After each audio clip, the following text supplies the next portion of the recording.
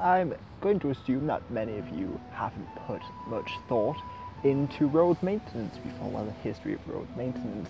So I'm going to sort of just briefly skim the surface of this topic. Now, there of course always have been roads in Britain, and of course the Romans built a network of roads here, but when Rome fell, so too did the national road system. So I couldn't find any laws pertaining to road maintenance before the 12th century, but in the 12th century Henry I said that the roads had to be wide enough that 2 wagons and 16 knights could ride abreast. And in 1285 the Statute of Winchester made manorial landowners pay for the maintenance of the road. The Statute of Winchester also made it mandatory that the side of the roads were clear of shrubs and ditches and stuff like that, and that's because they feared that bandits and assassins would use the side of the roads to start targeting people.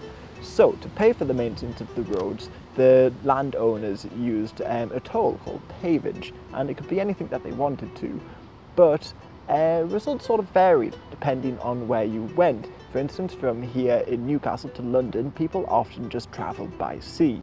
In fact, there's a report in 1301 that soldiers from here in Newcastle were sent to Berwick by sea, just 60 miles north, so a lot of the roads just fell into disuse again. But the roads still were important. For instance, a lot of new towns that were developing in medieval Britain, like Newcastle, just developed next to old Roman forts, or like Marlborough next to Roman roads, so the roads still served as an important link between these cities. Tudors tried to change all this, and in the middle of the 16th century made parishes pay for road maintenance, but especially on national roads like the Great North Road, a lot of sections just fell into disuse and nobody was willing to repair them. So after a lot of petitions in the 18th century, Parliament finally granted local justices the right to charge as much as they want to cross their section of the road, and in return they would repair it. These were private companies, better known as the Turnpike Trusts, and Daniel Defoe said that they charged 1 penny for a horse to cross and 4 pennies for a cart. But it seems that region to region these prices varied a great deal, and they were very successful. For instance, Dick Turpin managed to escape from London up to York in about 15 hours, whereas beforehand it would have taken 4 days. So they were very successful at keeping the roads well maintained. But they did have their critics. For instance, in the middle of the 19th century in Wales, the Rebecca Riot saw men dressed like women and attack the toll booths.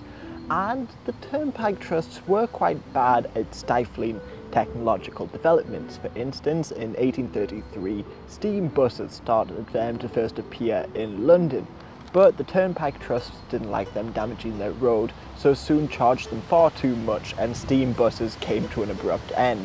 But I'll end with just telling you a quick story about road building. In 1745, the Jacobites marched down the west coast of England instead of down the east as was anticipated.